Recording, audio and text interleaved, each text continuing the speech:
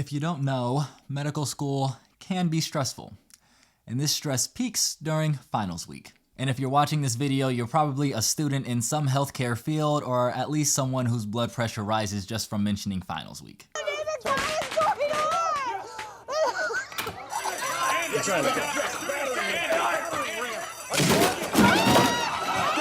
So you guys understand how stressful this time is. Now be careful to monitor your blood pressure when I say this, but imagine for me, will you? You have a final on a Friday, but because of a sudden accident that requires surgery, you have surgery on that Monday.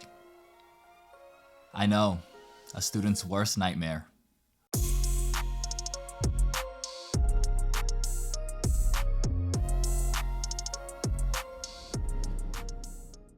What's up YouTube? If you're new here, my name is J.R. Smith. I'm a first-year medical student at the Mayo Clinic, and I make videos where I share tips, strategies, and resources for pre-meds and medical students, as well as the occasional med school vlog. So if any of that interests you, go ahead and tap that subscribe button so you don't miss a video. Now, since I started YouTube a little over a year ago now, I've been posting at least one video a week, more or less. But you may have noticed it's been a couple weeks since you last see me. Well, I hope that surgery is a good excuse.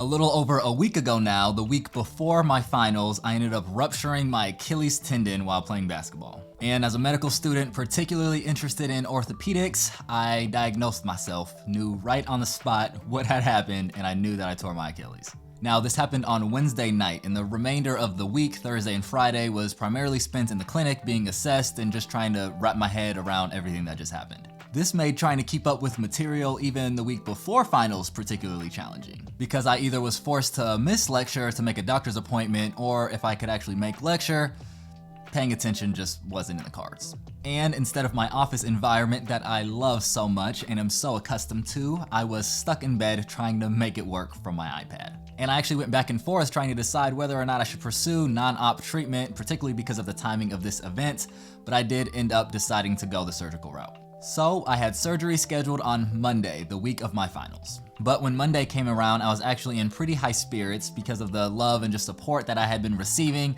most notably from my incredible wife, Madison, who was just taking the absolute best care of me physically, spiritually, mentally, emotionally, everything.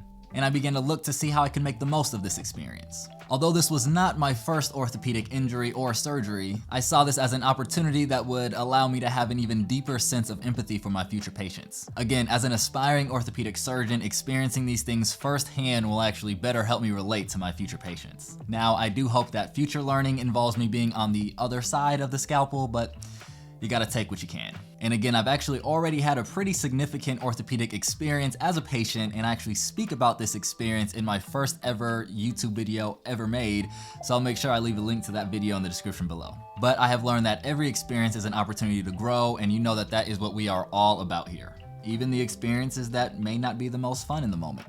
All right, back to the story. Now, the day of surgery was essentially a complete wash in terms of me learning anything. I can tell you that the last thing that you want to do when you wake up from surgery is study. And if you've ever had surgery or had to recover from general anesthesia, you know that your brain will not be prepared to think about anything, let alone pathology or immunology. And then after the first day, when the nerve block that was basically keeping my leg completely numb started to wear off, I had to start taking a slew of painkillers, which again doesn't really make your brain want to study. My attention span was probably worse than a 2-year-old fresh off a bag of Skittles who had napped all day. So all of this together, from the injury to the surgery to the first few days of post-op, basically made the final week of material for my class essentially non-existent. But the one thing that I made sure to maintain during this time, and if you've been following me for a while now, you know what's coming, was my Anki review cards. Now, I stress how important pass-fail classes are in medical school all the time. And when sudden things happen, like surgery, during the worst possible times, like the week of finals, being in that pass-fail environment relieved some of that stress, because I knew that I just needed to know 70% of the material well for my final. And by keeping up with my Anki, I would be able to continue reviewing the material that I had learned before my injury, which was more than 70% of the class material. Now, I ended up minimizing the amount of pain medication that I took on Wednesday and Thursday so that I could try to study the new material as much as possible, because although I was confident that I knew at least 70% of the material, I wanted to try to maximize that buffer as much as possible by learning as much of the new stuff as I could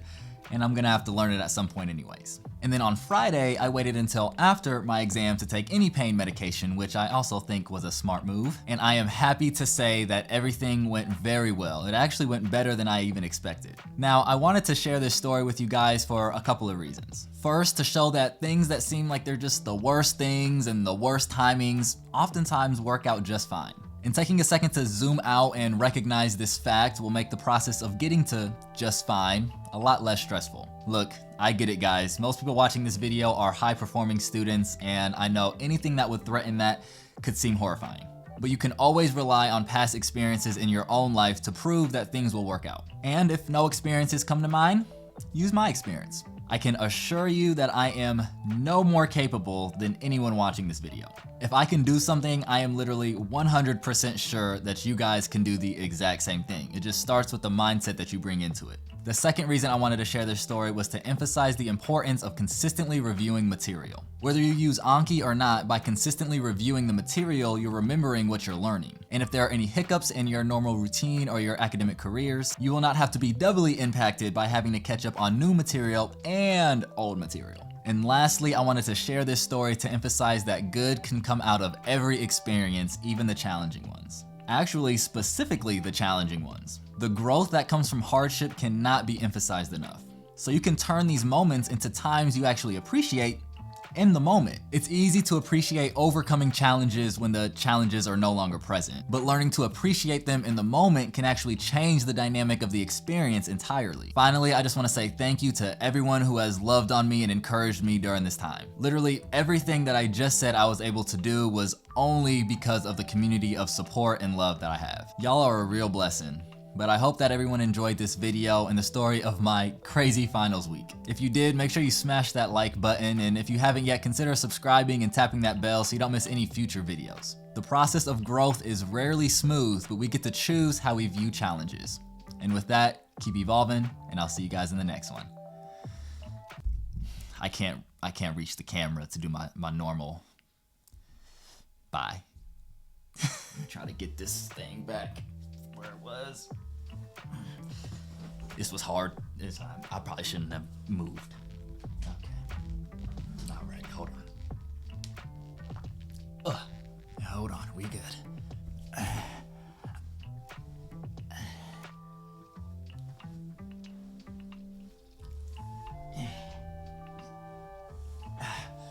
We're not moving again. No more moving.